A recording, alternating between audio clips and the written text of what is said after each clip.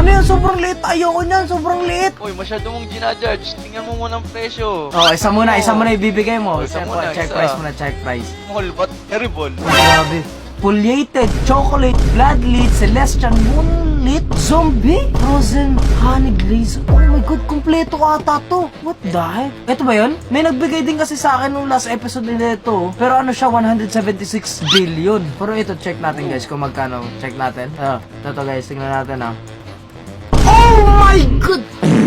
Almost trillion! Told you, brother. Grabe, sa sobrang liit nito, guys. Ganun yung worth niya. Paano pa kaya pag sobrang mas malaki, no? What the heck, man? Paano mo ginawa to? Oh my god. Pwede ko ba ibenta? Benta mo. Okay, mga Bigyan kaibigan. kita.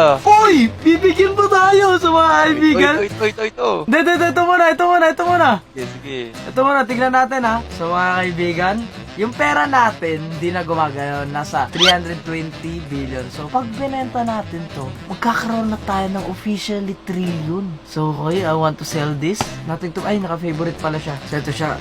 So ito mga kaibigan, bibenta na natin to. I want to sell this. Oh my god.